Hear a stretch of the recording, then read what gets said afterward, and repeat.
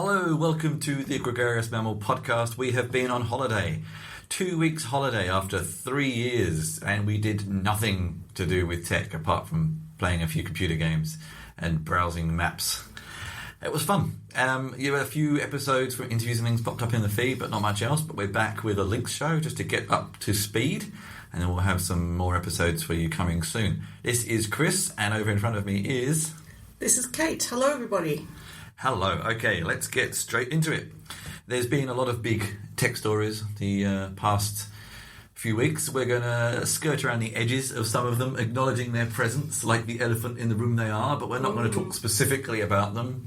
I think mostly because they've been talked about a lot already, but we're going to skirt around the edges of them and refer to some of them without explicitly kind of acknowledging their presence in a strange kind of way, like ignoring them at a party. Yes? Yeah, at a party. That's kind of a nice way to look at it. Okay.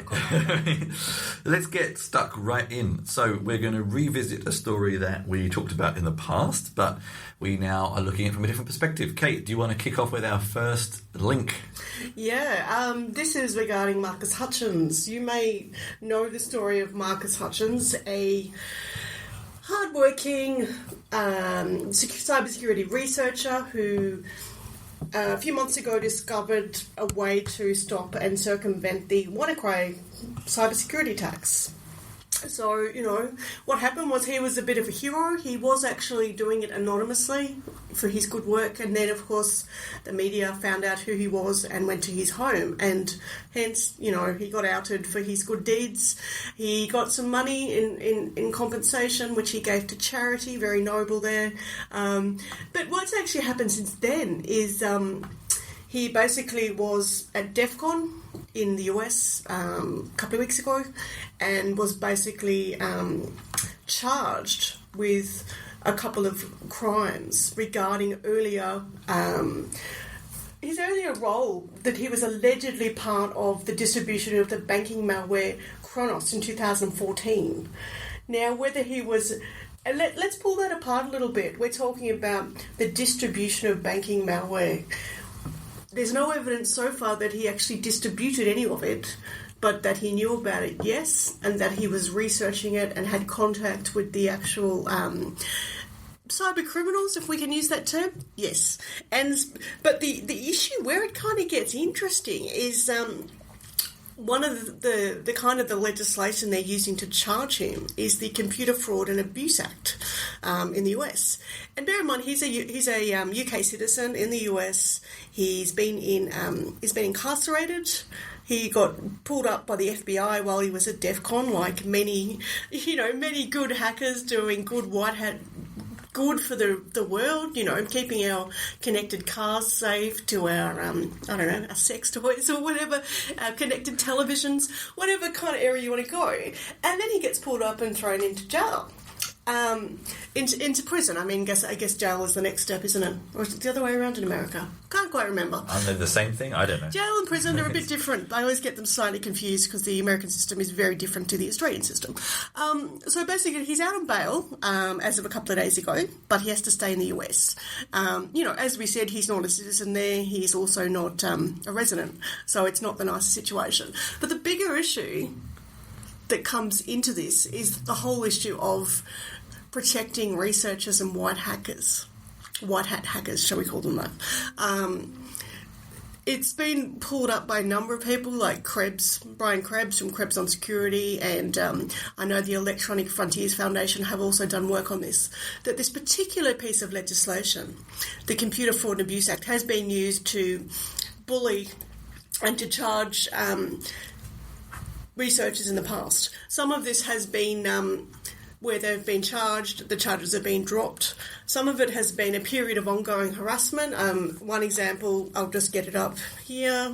Where's the guy's name? Justin Schaefer, you may have heard of this name, a well-known guy that was actually looking at insecurities in dental software. So where patients' data was being released into the to the wilds. He's been raided on 3 distinct occasions and charged with under this legislation. despite the fact that what he was actually doing was, of course, research. He followed the right procedures. He reported these security vulnerabilities to the companies concerned. And then the companies used it as a means to get him charged, which sort of says something there. And more recently, it gets really weird. I mean, I actually have written an article on this for D-Zone, so as soon as it comes out, we'll put the link up. What's happened since, he was initially raided in 2016. Since then, he's been raided another 2 times, January and March this year. This is the Schaefer? Correct. Okay. And more recently, he's actually now, he was charged with cyber stalking for comments he allegedly made on Twitter about the FBI agents involved in... Stalking FBI agents? In harassing him in the first place. He's a bit, it's all very strange. And basically, the conditions of his release of after those charges was that he not use social media. He wrote a blog about it, of course, and ended up back in custody. Is that social media? That's his argument. Is it social media? Is it free speech? So this is actually interesting. I mean, you've talked a little bit in detail about this particular story. I guess it's continuing. It is, but it's not an uncommon occurrence. And strangely, I lied slightly on holiday. I actually was talking with my dad about this subject, rather strangely. My dad, he sort of did maths and physics when he was younger, and he was actually involved in the very early computing industry. A lot of it has passed him by now. But just this attitude of there are companies who, if you challenge their superiority, they will say, "How dare you challenge our superiority? We're going to charge you." And it's other companies who say, "Well done, you just identified something we didn't do well, show us how you did it, or come and join us," etc. And it's very specific with these sorts of cases where there are some companies usually these people who are public are what so-called white hat hackers, the people who want to say, hey, excuse me, I've noticed a problem here. And a company says, "Wow, we didn't know about that. Thanks a lot." And there's companies who say, "How dare you? We will shoot you down." And in this case, And he actually, I mean, one thing you haven't mentioned, which I don't know if it was particularly clear even during the WannaCry outbreak, he actually works for a cybersecurity company. That's right. So that's actually their business this is the weird thing, as his day job, it's his job to do this, but he did something, obviously, in this particular case, he's being charged for distributing malware. It's not the same thing as white hat hacking. But it's interesting. I mean, I think it's very grey area. If this is your sort of your thing, is testing. It's very tempting, very easy to sort of also potentially exploit some vulnerabilities you know about, because that's your job. You know about them. I don't know. I mean, it wouldn't be too hard to do it. Yeah, look, it's a fair comment. I mean, we don't know how many, black hat cyber hackers, if we can use those terms, are, security experts who did it as a job and moved over to the dark side to make more money. But let's face it, these days you don't need to. I mean, you can buy a piece of a virus on the or a piece of ransomware on the darknet for less than $100. You can install it. It will tell you pretty much what to do. It's almost ransomware as a service, in that it's all set up for you, and it even suggests people you can send it to and hopefully get some money back. I mean, not that I'm endorsing that by any means. Actually, on a sort of slightly related note, I would highly recommend you listen to on the Reply All podcast. They had a 2-part episode kind of around one of these like Indian call centers who contacts you to say that you've been infected and etc. etc. And the general intention is you buy some software, and that's often how some of these malware things work as well. Well, this isn't malware, this is social engineering. Although, as part of the process, they then put malware on your machine that you then have to buy software to remove. And it's actually a really fascinating insight into this. The hosts actually go to India to try and track down the people.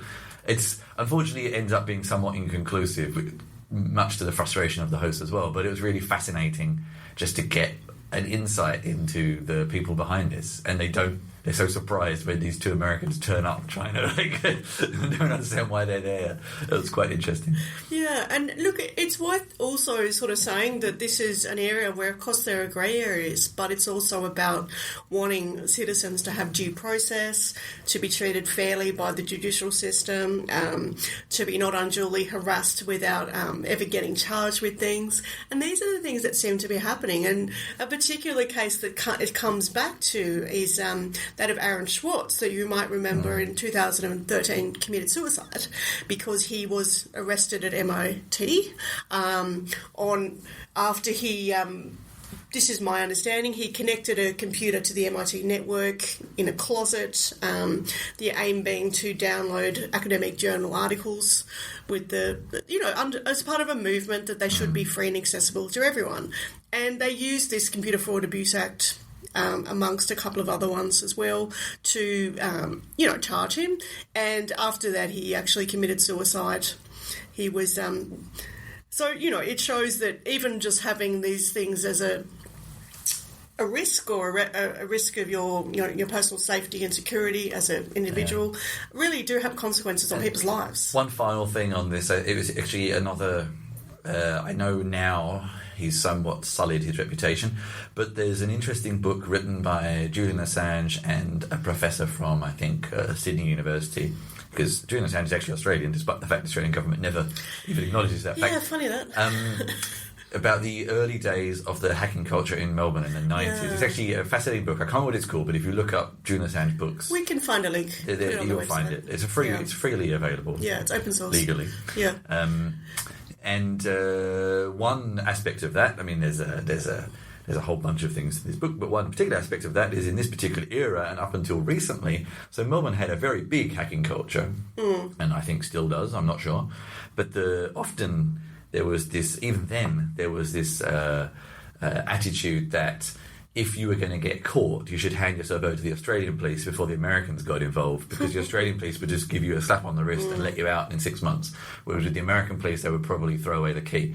So this was always the interesting aspect that, and I would say the UK is probably becoming as bad. I'm not sure about Australia now, but this whole thing of if you're going to get caught, you're probably better off getting caught in your own country as opposed to the US, because they'll probably be nicer to you.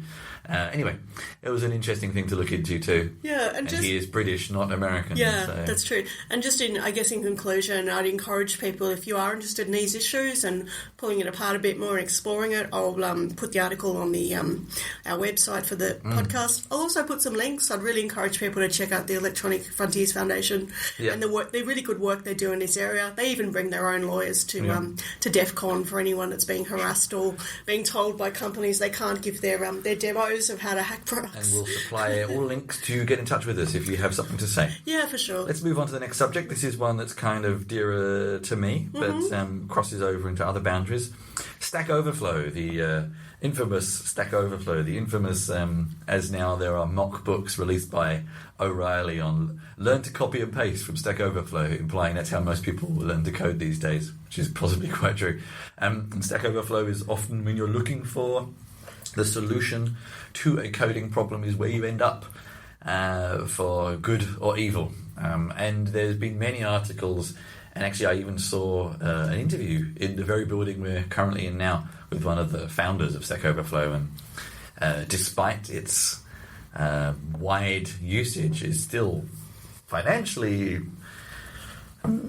it doesn't make as much money as you may think just because it's popular. It's like Wikipedia, just because it's popular doesn't mean they make a lot of money, because that's not always been their business model. But anyway, they started not that long ago attempting a documentation section of the sort of Stack Overflow family, because they obviously have a lot of different sort of related products in quote marks. And already they've decided to sunset it. Sunset it, what does that mean? Close it down, basically. Right. Because the two reasons. One is that they decided they don't really have the resources, see previous comment, to maintain it properly. But the other one, and this is what sort of sparked the most conversation in the communities I move in, is that documentation is hard. And if they'd spoken to any of us, we could have told them that, because that's what we do for a day job. Their intention being to sort of centralise project documentation for people looking for answers to things in one place. And yeah, documentation is hard. Encouraging engineers to do it is hard. Doing it well is hard. Centralizing it in one place is hard. Managing it is hard. And I would encourage you to look. Actually, I'll add them in the show notes because I don't think there's a really particularly easy way of finding it. But there's been a lot of sort of related blog posts from the community coming out around this and ideas around how it could have been done better, what people have learned from it, and also the I think it's Joel, I think is the guy who posted the post, and who's the guy I saw John. No, it's a different person. Anyway, about what they learned from it, and yeah, I guess anyone who is interested in documentation, I was never entirely clear on what they were attempting to accomplish with this and what a metric of success would have even been. So it's interesting to see that they gave up so quickly, but what people have learned from it, and then the community's responses to those learnings has been quite interesting, actually. So just a general question from me. I mean, did they have like a dedicated pool of staff or a team doing it? That's unclear, but they did certainly say that they felt that maybe the staff who were involved in it in whatever capacity relating to the success and the complexity and the difficulty of the project, that they're probably better on other things. Like, was there a community behind them? Like you the would Stack be Overflow, Stack Overflow is all community, really. It is, okay. So is it open source community kind of? No, it's not open source. Okay. You probably have used Stack Overflow. I'm sure I've used it, not realised it. It's one of these places you end up for coding questions, and it works very well. People argue about how well it works. I think that's why I thought it was open in this sort of question-answer space, but in terms of being a repository of knowledge in a more traditional sense, maybe that wasn't a good idea for them. And it sort of made sense conceptually, but whether it made sense for them is the kind of bigger question. But I encourage you to read their blog post, and then I'll put a few links to blog posts that came out of it from our community, the technical writing community. It's quite interesting. And one of the more popular responses has been from quite a well-known guy in the community called Tom Johnson, who I do the Write the Docs podcast with, amongst other people. And I was actually talking to him on an aborted attempt to record our podcast because people got delayed in traffic, about my idea for having using bots and chatbots to interact with documentation, because it enables people to interact with it in a much more question-answer way as opposed to knowing what they're looking for. And he put this into his blog post briefly, and I hope to have a prototype of this very soon for the Write the Docs conference in September, at least just a conceptual prototype about how that could work. I think we'll have to interview you on that. Well, it's very conceptual at the moment. But anyway, I encourage you to read around that and have a look some more. For sure. Sounds super interesting. Okay. There's an interesting kind of work-related articles there, and now we're going to move on to a couple of others that are more sort of skirting around the edges of technological culture. And here is this fascinating article and somewhat damning article on The Atlantic. There's quite a long read, but I think it's worthwhile to read. Definitely. Called Have Smartphones Destroyed a Generation? And I mean, I find this interesting. So there's definitely some negative numbers here. Things like that, well, it's interesting as well. Actually, this came up in a discussion amongst some friends. What is a millennial? What is a Gen Xer, etc. Yeah. And I always thought I was a Gen Xer, but apparently, being born in 1981, I'm counted as a millennial, which is news to me. But anyway, now there's post-millennial, so God knows what that means. But whatever. Let's say people who are approaching adulthood or just entered adulthood. Maybe that's the best term to use, that kind of age bracket, like 16 to early 20s. I believe, to just clarify, it's people born between 1995 and 2012. I guess that's it. So it's kind of the cohort the author of this article that's actually is 6-year-olds. talking about. Correct. Yeah. And so, just to give you some context, if you haven't read the article... Well, let me just finish what I was saying, because I was about to just wrap up that sentence. Sorry. Was that there's some very negative numbers here about depression and suicide rates and things like that, which we'll dig into. But then there's some interesting, potentially positive aspects. People saying, teenagers don't go out drinking anymore, do drugs less, have sex less. And it's kind of like, well, that's what teenagers were always supposed to do, but because they're doing it less, is that necessarily a bad thing? But I think it's the aspect that they're doing them less because they're interacting with people less is possibly the negative connotation. But this is, of course, always... Previous generations will always judge the next generation by their standards. So it's a thing to bear in mind. Let's dig into this. What do you think, Kate? Yeah, look, it's a super interesting article. Just to give you a really quick overview, it's basically a researcher who's been researching differences in culture and different life experiences in people through different age groups, and has discovered that the post-millennial, is that the right term? Apparently. Sorry, we may be a bit clumsy with some of this terminology. The post-millennial people, so people born 1995 above, have had some significant shifts, and a lot of them really hark back to the idea that I was a little bit critical of some of the article. It basically bases it. The statistics the woman's collected basically say that people in this age group have sex less, drink less, go out less, unless it's with their parents, work less, so they're not doing after-school jobs. It's not necessarily their choice. Drive less, so they don't learn to drive as statistically often. But, I mean, I would actually... And she sort of attributes a lot of this to, this miasma of depression and feelings of social isolation and feeling excluded to this whole thing about, it's because they're spending all this time on their phones, on social media or Snapchat or whatever you want to call it. And I'd actually like to pull it apart a bit. I'm a little bit critical of some of this because, firstly, I'd contend that, if let's look at some of those ideas. People are having sex less. They're probably a generation that was brought up with the abstinence model in schools. When you think of parts of America... This is an American article, don't correct. forget. It's, some of the things that were labelled as a traditional teenager would not be a traditional teenager. It's illegal to teach about birth control. Yeah. So you've got this juxtaposition between, abstinence being taught at schools, if they're taught anything, let's be honest. And then you've got the porn kind of industry, which is in our face every day. So, it would be fair to imagine that your social engagements with people of the opposite sex or the same sex or however you want to define yourself would be a little different. Secondly, you've got the idea, they're not working as much.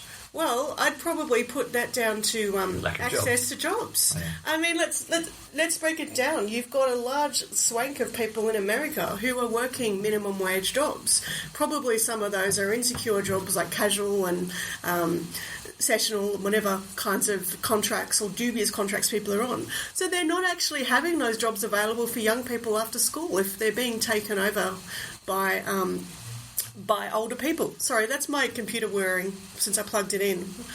I don't... Not entirely sure what's going on. It's this whirring. Okay. Yeah, sorry, we're charging our computers in this little multi-faceted PowerPoint device that started whirring really loudly, so apologies if you can hear that. I actually closed my computer to try and fix it, but it didn't fix it. So you're not sure there. But yeah, and then you break it down. Okay, they're going out less. That's probably because they have less money. It's also, I would say, the erosion of public space that young people can congregate in. It's very hard to be young these days and have somewhere to go. Without being labelled as obnoxious teenagers who should be off the street. This is the ironic thing. It's like, you're damned if you do, you're damned if you don't. Like in Australia, you even have areas where if youths of more than 3 people congregate, they can be considered a public nuisance. Yeah. God knows what it's like in some parts of America that are a bit more conservative. So you just talked about some of the yardsticks, some of the measures of what this writer thinks is they should be doing instead. But let's actually talk a little bit about maybe some of the positives or some of the things that have changed the other way. So traditionally, you and I are both old enough to remember, and you grew up in a smaller town, I grew up in the suburbs of a larger town. They could be equated to be similar-ish. But we probably both had experiences at school and at high school and even lower years of university when, you were forced to kind of hang out with people who you sort of got on with because there was no other choice. You shared some interests, etc., etc. And then as the internet slowly emerged, you could find these people who were just like you. It opened up this world of realising you weren't alone. Before going to university, where you tended to meet more people like you, and you were also mature enough that you just didn't have such bullshit kind of bullying, you could find all these people who you could connect with. And I would say that was a positive of the internet, but possibly it's gone almost too far. But I think the difference now is you have that plus this constant measurement, this constant numbers, this constant monitoring of, am I better than them? I did this video and it got 2 clicks, 5 clicks, 10 likes, whatever. I did this other one and it didn't. And this constant kind of measuring yourself. And so comparisons, do you mean? Measuring yourself. But comparisons, yeah. And even you feel it yourself as an adult as well. So God knows what it's like for children when this is so important. You just have to watch any kind of American teen film to have this constant kind of structuring of your teen society, and it's even worse now. And this is what leads to depression, and this, you know, you're very connected through a screen to a global maybe community, but your immediate sort of world is very small. And very true. I mean, even as adults, we find ourselves susceptible to it. So as a child, when this stuff is so much more important, it's hard to think back to how you used to feel in that time. But you know that everything seemed incredibly important when it really wasn't, but that's how you felt. And I think it exacerbates it and it focuses it, and this constant measuring doesn't help. You know, we would connect with communities who we agreed with when we were younger on the internet, but you didn't have this constant measurement around it. Like, we kept live journals, but we didn't really care how many people read them at the time so much. Yeah, I mean, one of the sadder parts of it was actually the comment that people who had kind of, you know, were already communicating on social media, when they'd meet in person, it was even worse because they'd take photographs and, you know, share that they'd met in person or were, you know, hanging out or whatever. And then that meant that other people felt even more excluded. So it's kind of like you can't win, you know, they're your friends online, but maybe not in person, but then in person that, you know, becomes this kind of juxtaposition. So it's quite sad. I mean, yeah, you know, it's very easy for people like social kind of policy kind of people or people into, you know, youth counselling or welfare or whatever to throw their hands up and say, oh, well, just get off the internet, go and play, go and do something. But I think those things, go and do something that's not involved in tech. I think those things can be a little bit flippant in understanding the reality of people's emotional well-being. Yeah, like I highly recommend you go and read this article, whatever your age, whatever your background. Definitely. It's very American, but yeah, lines that jump out at me are things like even driving, which, I mean, Kate and I, neither of us drive. It's a very American thing. Even driving, a symbol of adolescent freedom inscribed in American popular culture, from Rebel Without a Cause to Ferris Bueller's Day Off, has lost its appeal. Yeah, and I think American cities are very different, especially from European cities. Like, we live in a medium-sized European city, and you don't need to drive. I think people were taught driving at school in America at one point. Sure. I don't know if that's still the case, because that's something you don't get in Australia. You have to pay yourself. But anyway, it's a fascinating article. I really recommend you read it. We'd love to hear your thoughts on it. Very interesting. Especially any Americans who are actually out there, because it's whilst some of it is very broad and very global, some of it is very American too. And some of it, let's say, so what? Teenagers are drinking less. That's not a bad thing. But are they better in other ways? I'm not sure.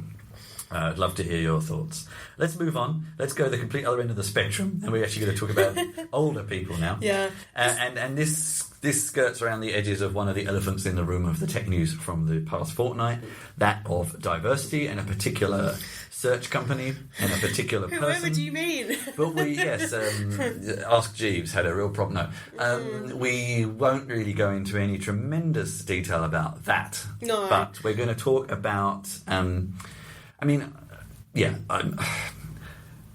a white male. I can't really talk about some aspects of diversity, but there are other... To me, diversity is all sorts of things. And one in particular that we're going to talk about here is age, which...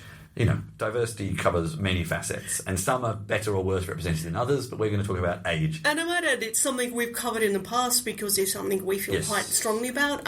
As people that, you know, I entered a career in, if you can call it that, in tech in my 40s, and like people, the average person in a tech company these days is in their 20s. Despite that, the average age of an American, I think Australian's pretty similar, is 42, so my age. So, you know, it is, I believe it is going... Kate, you've just publicly admitted your age. Oh, yeah, yeah, well, that's one thing you do get told. I have been told this by a number of people. Don't tell people your age in tech. You'll be treated poorly or disparaged or ignored because your age makes you obsolete. Maybe. So let's quickly skip through this article because we're already running a little later, longer than we expected. We have too many opinions, So this clearly. is an article on Wired. Yes. The person actually is at Google, strangely, or has been at Google. I can't quite remember. Yeah, but it's a good piece. They talk about their experience. So let's just jump in. And this person is actually in their 60s. Let's jump into a few things. So they talk about socialising and how a lot of socialising activities at a lot of tech companies can be very physical or often late night or involve kind of high consumption. You have an example of this, don't you, from a company you're working with? Yeah, but this was an Austrian company whose main office or head office was actually in the mountains. It was very much part of their culture. It wasn't necessarily... It was just part of their lifestyle. And actually, as the company grew and their main office became more and more here in Berlin, they changed where they went for work trips. But yeah, I had some horrific times when they were like, we went bouldering and like, Chris, just jump off. It's like, I grew up in fucking London. I'm not jumping off cliffs. That's not something I do. But to them, it was very natural. It's like my worst nightmare. To me, a city liver, it's like, I don't want to do that. That's not fun. And just feeling really, really awkward because... Anyway, yeah. So things like that. Career development, of course... just because you're over a certain age doesn't mean you don't want to continue. Actually, on a side note, I read an article recently about a problem with American politics of there being so many senators over the age of 70. Yeah. So just saying there are certainly certain industries where you can be old and you keep going. Very much. Apparently all the three frontrunners for the next kind of presidential candidate for the Democrats are all over 70. Wow. Including Sanders. They're all over 70. Yeah, that's interesting. You can get involved a lot in mentoring, of course. Yeah, it's a very good... one thing that is often overlooked in terms of experience with older people is just that experience of, A, diversity. You've got a more diverse set of opinions because you've been around longer, whether that be from how things used to be done and et cetera, or just multiple life experiences that have taught you lessons, but also just... I've done some work with a company writing some articles for their blog, and they have a lot of engineers involved who've been around for a long time. And hearing their stories of startups they worked with in the 90s and stuff like that, and how things used to be, is often a very valuable lesson for younger people. Younger people have this, and we do the same thing ourselves, of, who cares? I don't want to hear about how it used to be. But sometimes realising how things used to be can teach you a lot about how things are now. I think the big thing that those workers can bring, or any of us can bring, or should bring to a role, is our resiliency. We can demonstrate to people that maybe at the beginning of their career that, it is possible to have things go wrong, spectacularly wrong at times, and you do come out the other end. And this is not something that gets shared that much unless it's a celebrated failure that someone talks about publicly in a TEDx talk or something.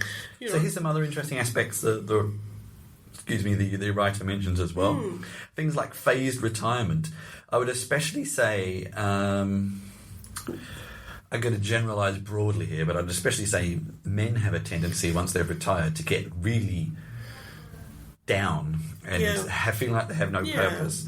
And especially now, as like 65 is this kind of number we've plucked out of thin air, and as we age, we sort of age later now, and we die later, mostly, retiring at 65, like you still got probably 10 years left in you. At least. You're bored. So this phased retirement I find really interesting. Yeah. And you could also then pair in with the mentoring of an intern, for example. You're working less, they're only entering the workforce, and you can kind of job share together, maybe. They also talk about benefits and perks. So whilst younger people will want, this is not particularly widespread, but egg freezing and IVF programs. What? They're saying for the opposite end of the spectrum, things like, they label it very American way, elder care, caring for partners who have developed various conditions that you might need to degenerative conditions. Exactly. It's very interesting. And the other thing I'd say, and this is also one of those elephants in the room that people shuffle about uncomfortably, is that in almost every country, and there may be some exceptions, people are having to work longer for financial reasons. Doesn't mean they can. There's an option for them. It's, but, yeah. you know, that they are in a situation where being able to access a pension plan or a benefit of some sort upon retirement or retrenchment. In some countries, they're not there, or the amounts are so pitiful, unless you own a home, which, again, that's something that's changing as well. It can be very hard to support yourself. And even your parents, who went through the very traditional kind of route, they had their super plans slashed by the 2008 financial crisis. Yeah. So even people who were intending to true. follow the traditional path may not have been able to do it for as long as they hoped. Yeah, I remember reading something recently about baby boomers, so people that are perhaps in their 60s and 70s now, still paying off their college loans. Really? Yeah. In America. Yeah, and my dad has seen his property value slashed for various reasons, some of them his fault. But not all baby boomers are as lucky as we sometimes think. Anyway, let's wrap up the four very interesting links we discussed there, and please, and we'll add some links in the show notes to our public Slack channel, or to Twitter, or to comment threads where you can add your thoughts and opinions. But let's wrap up with what we've been up to and what we are up to over the next few weeks. Kate, if you want to kick off with some things that you've had published over the past few weeks and what you're working on that's going to get published very soon. Well, yeah, I've been mostly writing a lot about security in the last a couple of weeks, working on some articles there. I've also got some articles coming up to do with our smart cities, and looking a bit critically at the idea of the smart city and who it benefits and who gets left on the wayside, particularly to do with socioeconomic status. That'll be a very interesting article. I'm also super looking forward to this week. I think it's tomorrow in my calendar. I've got an interview with someone who was a chef making pizzas in a food van, and then decided he wanted to make a robot dedicated to Nicolas Cage.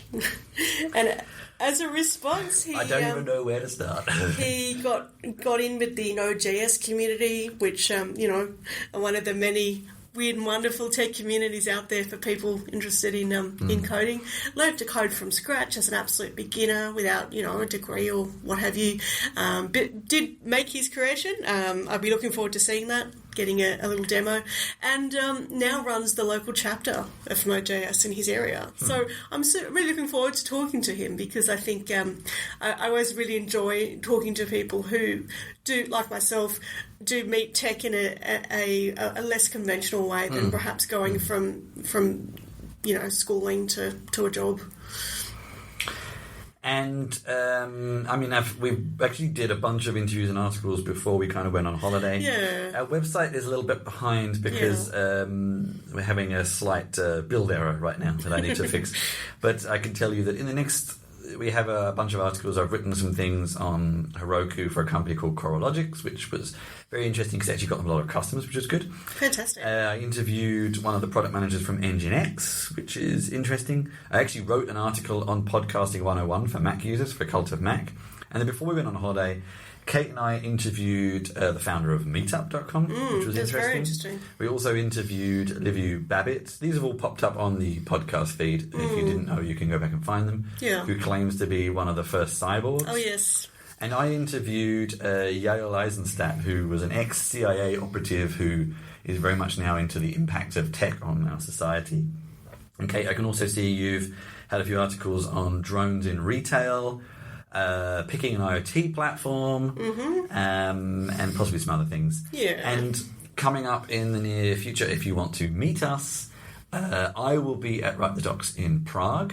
We will both be at Startup Night here in Berlin, and then we will both be in various capacities at Voxed Belgrade, going back to Belgrade, a city I love. So you can meet us there too. And if you're, doing some planning for later in the year, we will be at Web Summit in Lisbon in November. Yes. So actually, I will also be at IT Arena in the Ukraine. I can't remember the exact name of the city or the date, but look that up. Yeah, I know I've got a few other IoT conferences here in Berlin, for, enterprise ones. So if you, if you're in the industrial space or you wear a suit or whatever, and you, any kind of suit. Yeah, is that kind of? I say that because it's that kind of audience. Yeah. I stick out a little bit. So we're going to have to wrap up the show because we're actually about to jump into our office hours here at the factory in Berlin. We'll be going to help tech startups who want to explain themselves better and bear that in mind if you're in Berlin, but we're also happy to do those remotely with people if you're interested. Of course. Firstly, Kate, tell people how they can get in touch with you. Yeah, look, you can. We have our contact details on our website. You actually have a new shiny webpage. We you do. Can tell people We where have, they can find your contact details. CateLawrence.com. Exactly. So Kate with a C. Lawrence with a W. If you Google it, I'm sure you'll find. Probably not yet, but not yet because I haven't done much yet. And likewise, you can find all my contact details on chrischinchilla.com. And if you're specifically interested in the podcast, you can go to gregariousmammal.com/podcast to find previous episodes. Same URL/support if you want to donate some money, buy some merchandise. And actually, we're going to have new chinchilla and cat stickers, Kate's new logo, available very soon. So if you want a sticker, let us know and we'll send you. We're going to have 5mm and 7.5mm stickers you can use with our various icons. And for something a bit different, next time we shoot the podcast at home as opposed to in our co-working space, we will be having a visitor there who will be sleeping through the podcast. Oh, we'll have a visitor who will be we'll do a little feed of her her participation. So if you're sitting at work and you want to just watch something on the screen, you get to see a cat sleeping. And probably actually our next episode we'll have a live interview, and if you have any questions specifically for that person, please send them in. We will be talking with Ben Maddox of the Perfect Information podcast, who's very entertaining. A British guy who's also an actor, so he's very entertaining. About tech in board games. So a subject that's of interest to me, and he will be very entertaining. Lovely. I'd say too, if you have a product or just an opinion that you want to share with us on the podcast, please feel free to get in touch. We're pretty accessible, and we're always keen to have a chat. Links in the show notes. Let's wrap this baby up and send it down the shops for a packet of cigarettes, because kids need to smoke more. God damn it! Oh God.